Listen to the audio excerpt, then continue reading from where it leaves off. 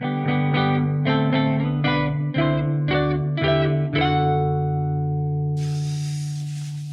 everybody, welcome back to the channel. Now last week I turned a very horrible piece of laburnum, which probably was more fit for firewood, but we turned it and it turned out okay. This week though I want to turn a proper piece of laburnum. Well, when I mean proper, I mean something that isn't full of bugs and weevils and horrible nasty things and rot and goodness knows what. So we've got a far cleaner piece here. And we're going to turn a hollow form, but also going to use an inlay as well, just a small inlay around the top of the entrance. It's not going to be a resin, it's going to be a metal inlay, and it's not going to be a metal powder in resin, it's going to be actual metal. So stick around to see how that's done. I've just flattened up off the top so I can put a worm screw in to fix it to the chuck, to the lathe, and then I'm going to be putting a live center in this end, and we'll get it round, create a base for it, and then turn it round and then finish it out and hollow it out. Right, I'll get this started and I'll see you back in here in a second. Okay, we've got it mounted correctly. So I'll worm screw this end. Remember, I flattened off that side to get the worm screw in. To flatten it off, I just used a floppy disk on an angle grinder. That takes it down nice and quickly. Creates a lot of dust, to make sure you're wearing proper ventilation when you're doing that. Right, I've sharpened up my ball gouge. Let's check we've got clearance here. Yeah, it's going to be a little bit out of balance at the start, so you're going to see a bit of wobbling around. But don't worry, as we take off the corners and get it more round, we'll be able to pick up the speed and get less wobble. Right, get started. Let's put the face mask on.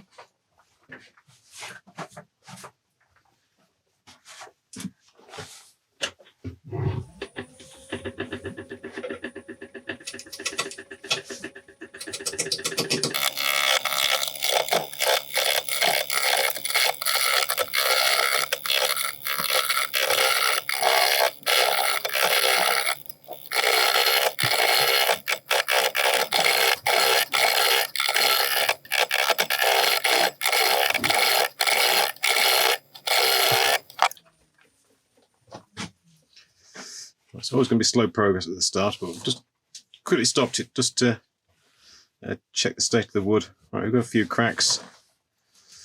Big one here. I don't think there's anything going to be necessarily structural. We've got it on this side, but not on this side, so we may be able to turn them away. I'm not sure, but if we don't, it's no real huge problem. Now, I didn't take off the bark on this, which, if you don't have proper face protection, you probably should, but I've got a good face shield, so I'm not worried about things clanking me in the face as I'm turning.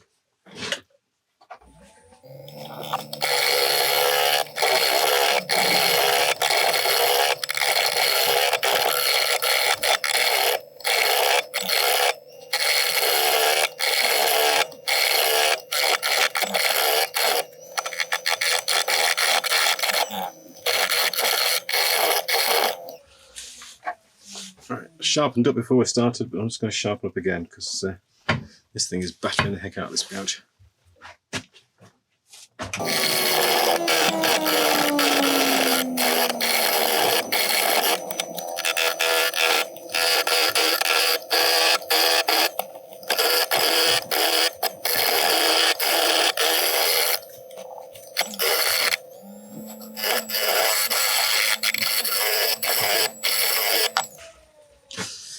We're making decent progress. So just stop for another quick assess. Still a reasonable way to go to get this round. Now, as there's a great difference of the colour between the heartwood and the sapwood, I want to try and make sure I turn all the sapwood away. I don't want any of that left in there. Not that I don't think it looks nice, but I think against the metal inlay, it needs to be a relatively dark surface. Right.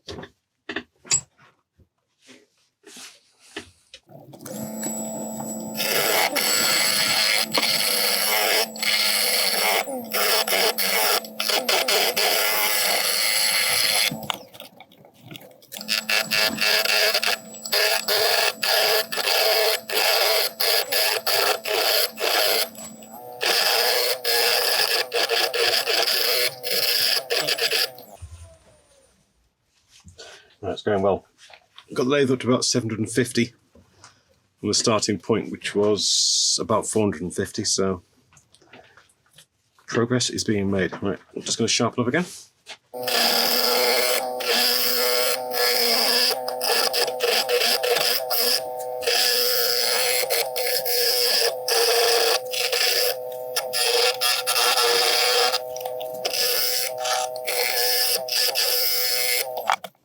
Right, as my wonderful camera decided to turn itself off again, I'll just do a quick recap. I was going to put an internal tenon on this, but I don't think we've got enough room at the bottom to be able to make a hole inside and expand the jaws without creating weak spots. So we're going to go for the external tenon, which will mean coming in from about here to create us somewhere to grip onto with the jaws. Now, because we've lost a bit this side, I just need to move the focus of this just a little bit higher. Okay, because it will want it to look top heavy, as it were. So I'm just going to take this angle up just a little bit further.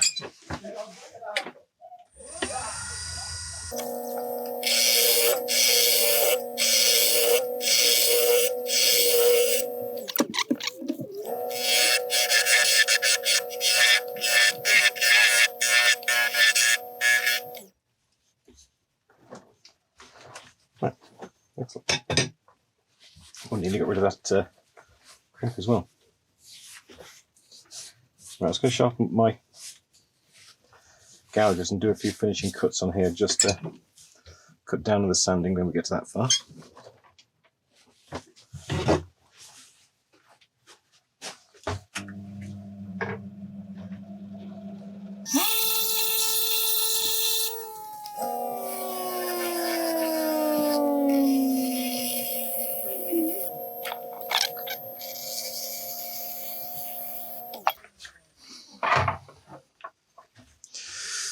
Right, now the next bit involves us turning this around and creating a place on the top for us to pour molten metal. So obviously I'm going to be pouring molten metal, so I'm not going to put any finish on until that's successfully done.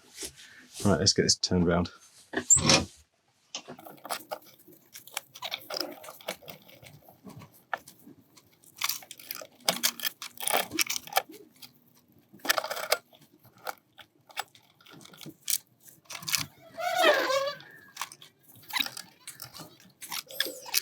Right, now obviously we're going to have a hole down and hollowed out inside, and I want to put the inlay around the edge. The inlay is going to be pewter. The reason why we're using pewter, because it's got a relatively low melting point, so it's quite easy to do in these kind of surroundings. I don't need a special furnace or anything like that, just a normal blowtorch will work perfectly. So I can't put it onto a curved surface, because if I do want to pour it on, it's obviously just going to drip off. So I need to create a flat surface and then make it deep enough so when I do turn it down, you can see the edge. Now, what order should I do this in? I think I'll create the plateau first, and then we'll take it from there. I get the mask back on.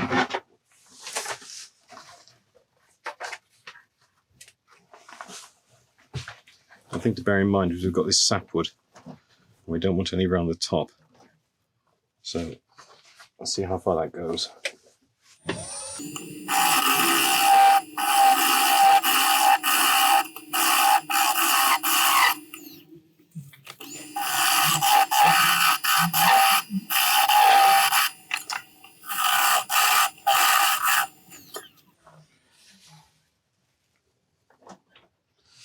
Right, let the plateau in there, that bit. And then when we round over the edges, we're going to lose that bit of sapwood. Yep, that'll work.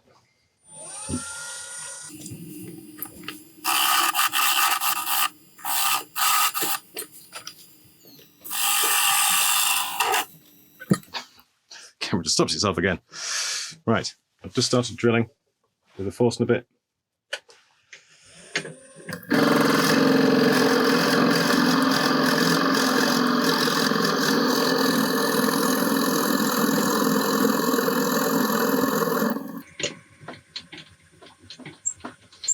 That's as far as I'm going to go for the start. That may be a mistake, but we'll find out.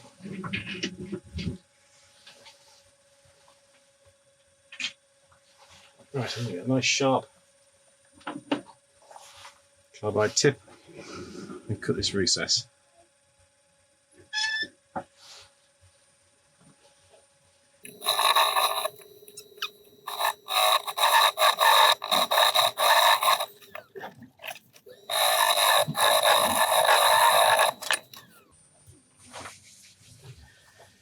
Right, now I don't want to run the risk of this metal coming out as I'm turning, sanding, or in the future. So I'm going to undercut this inlay hole. So rather than it being straight in, it's going to have a slight angle either side. And that should hopefully lock the wood in there so it doesn't come out.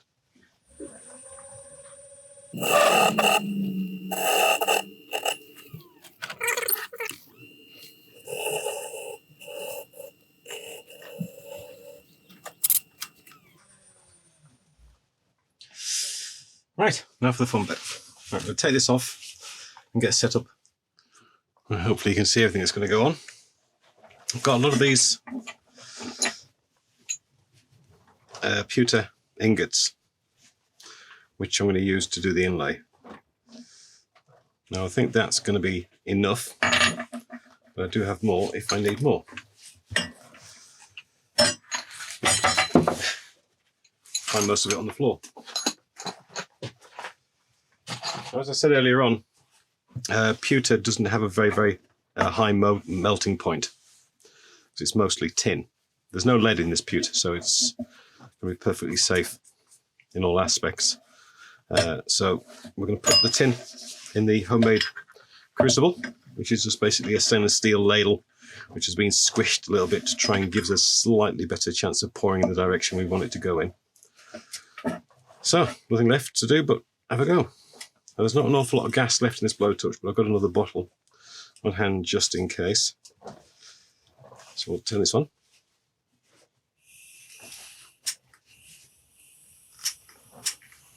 The light, it wouldn't work. Yep, it is.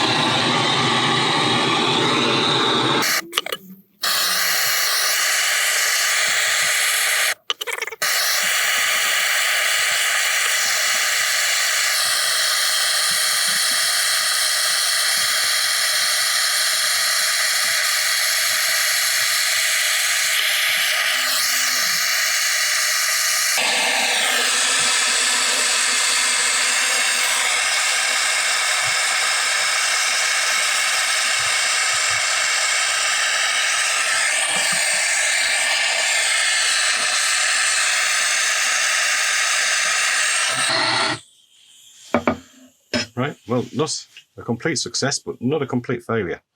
Right, I'm going to quickly scrape off this. Oh, there we go. Can remelt that. Nice bit off the side. Now we can fill those last remaining. So I'll just take out that bead.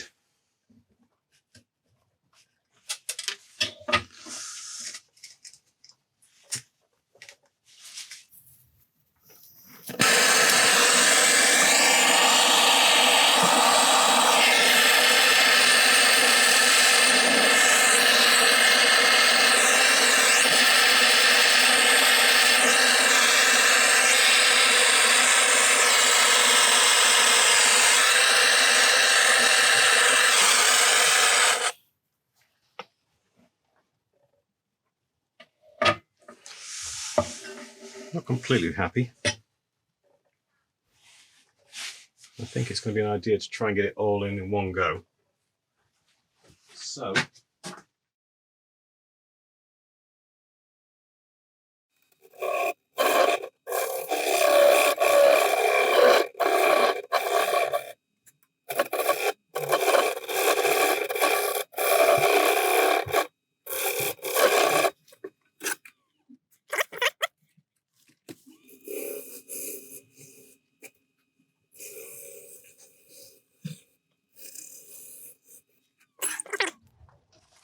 Okay, we're ready again.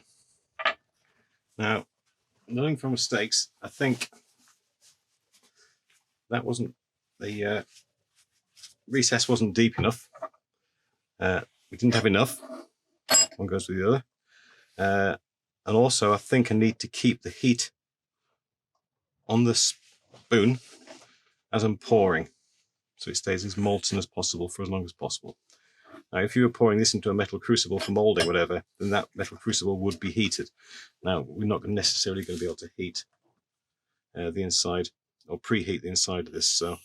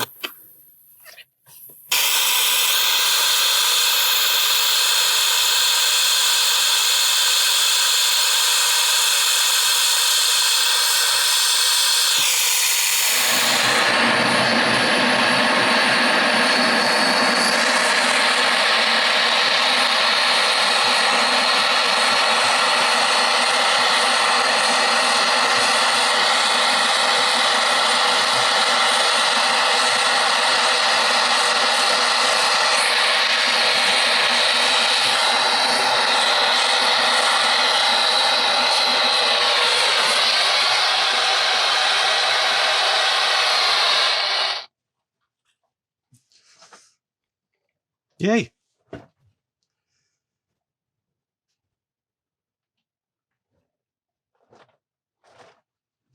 Cautiously optimistic.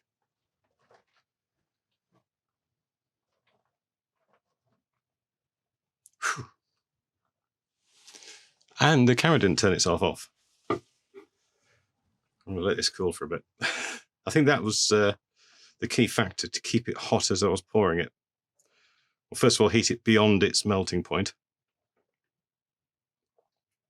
Well beyond its melting point. Because you can see it's still molten.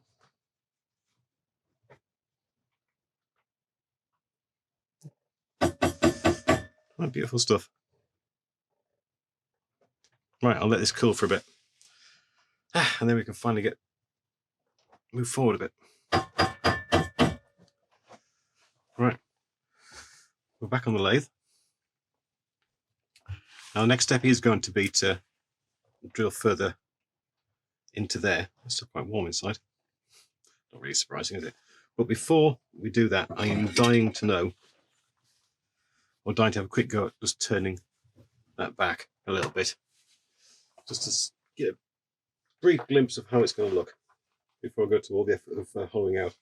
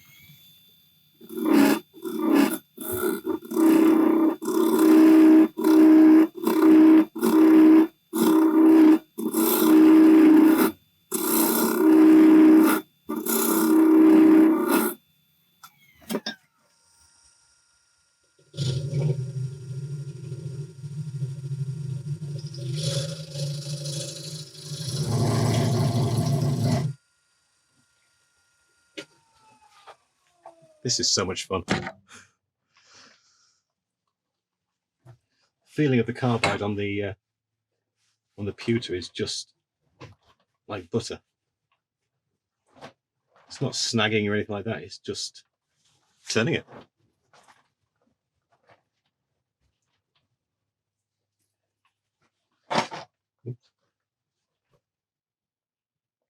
Right, okay, we're ready to hollow this thing out. I've put some tape, which is just out of camera shot, I think, about there, with the depth we need to go in, so we know when we're there. So we'll start. Let's bring down the speed a bit. Now I don't want to get this too hot for the pewter to start melting and drop out again, so we're going to go in.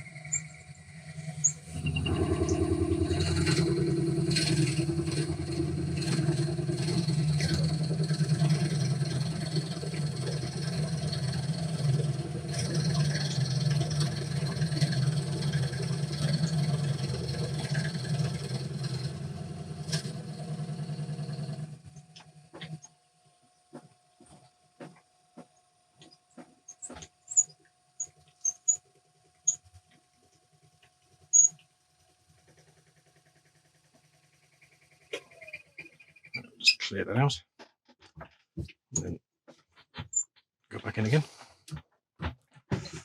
Or not. There we go.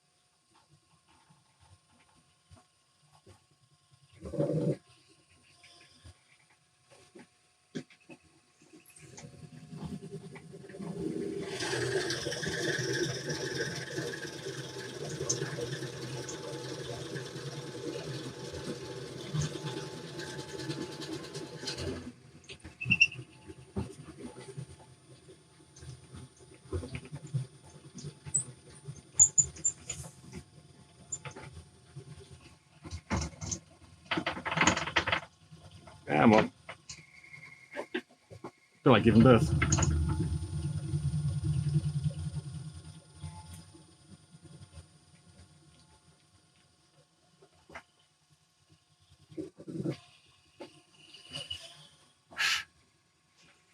Should be the last one.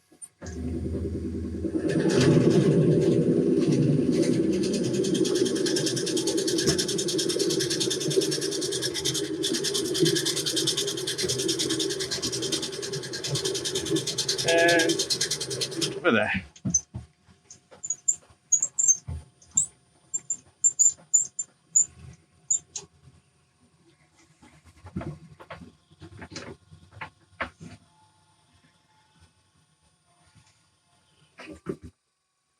There we are.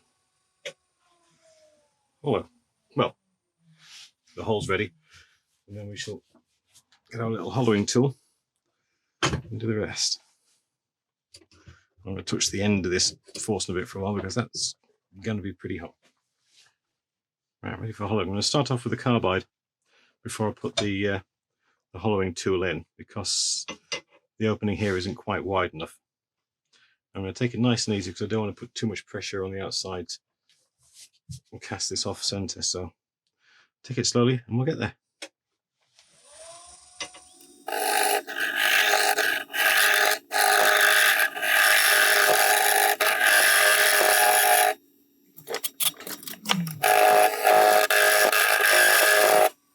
Now, there's no need to make you watch all of this, so I'll bring you back when I've got this out or getting towards the end.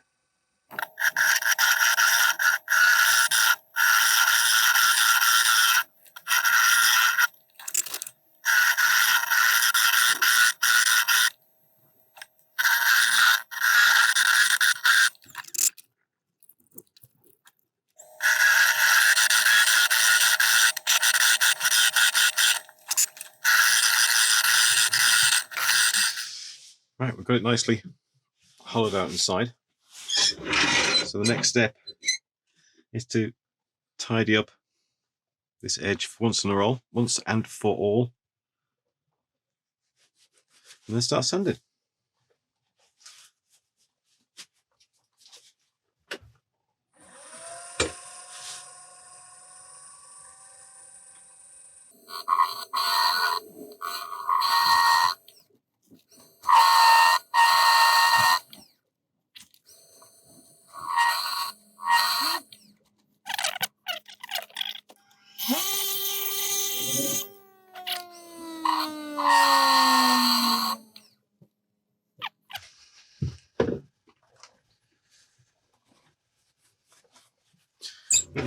put a little bit of CA glue on just around the edge, just to try and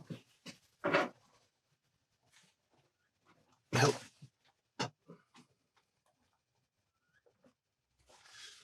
Just thinking the CA glue may help to stabilize the wood a little bit, just make it a little bit stronger and less inclined to tear.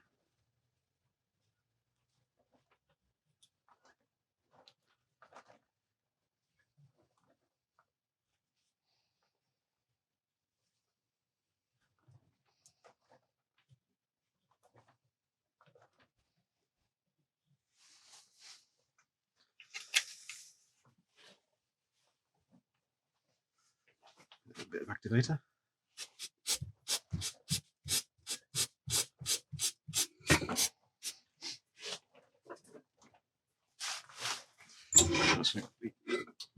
Sharpen up the tip of my carbide, and I'll be back and we'll just see if that helps.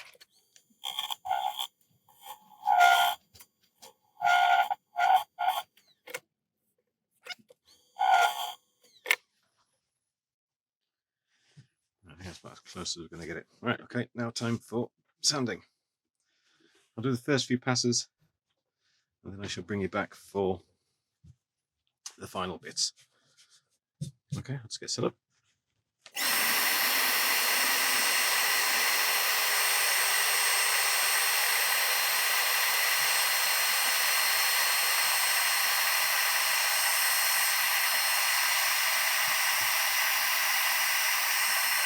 I'll carry on with this and I'll see you in a second. All right, sanding is done. We've gone up to 800 on the sides. I spent a bit of time going up to 3000 on the pewter on the edge just to give us a nice mirror finish. So we've got it blown out. There's no dust in the cracks, so I'm going to put a sealer on now, which is just going to be an old a cellulose sealer.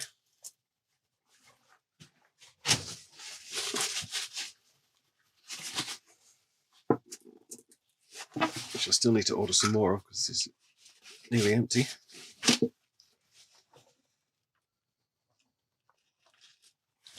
When it came to sanding the inside, you can't get all the way down to the bottom, it's nearly impossible. So you basically try and sand as far as you can get your finger. So any prying fingers feel sanded and nothing else.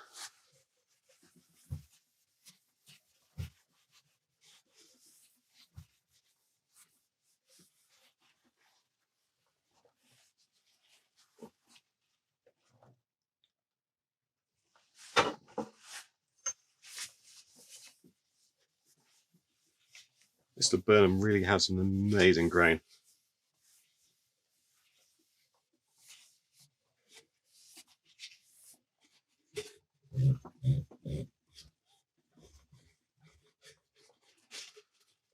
Get inside as far as my finger will go.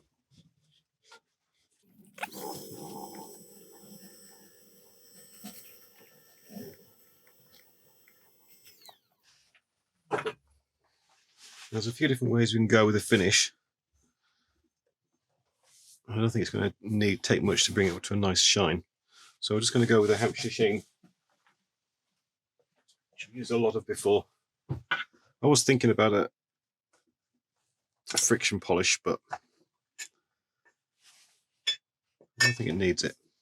I want there to be a bit of a contrast between the chrome and the bowl itself. Sorry, the pewter and the bowl itself.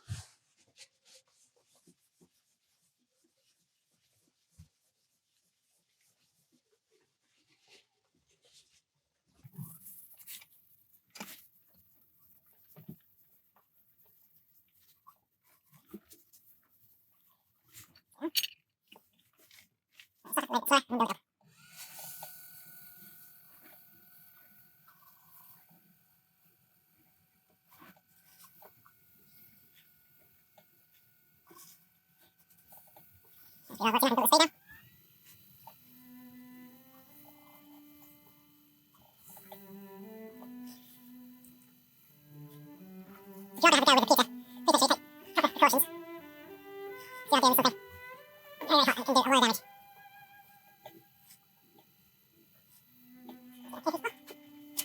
Make sure it's all.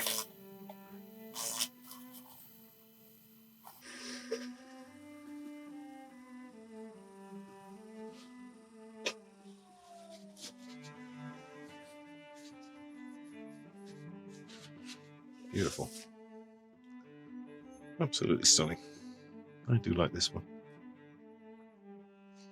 Right. I'm just going to get ready for parting off, and I'll bring you back in a second. Right, to get this parted off, I'll just put a couple of spacers in the bottom just to push the tenon out a little bit. Ball in here just for security reasons. Just squeeze that in a bit more. Last thing I wanted to do is for this to pop out.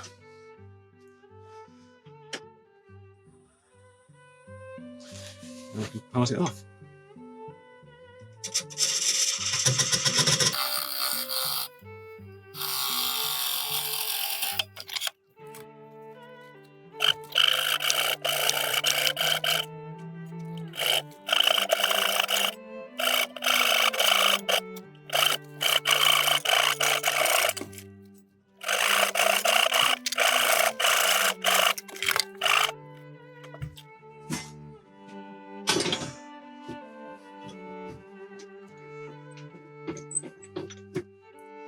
Yeah, the dog can have his ball back. Right, I'll get the bottom of this sanded up, and I'll bring you back for some beauty shots. But apart from that, thank you very much indeed for watching. If you've enjoyed the video, please like and subscribe, and we'll have another one for the next time. Apart from that, stick around for the beauty shots, and thank you very much. Bye-bye.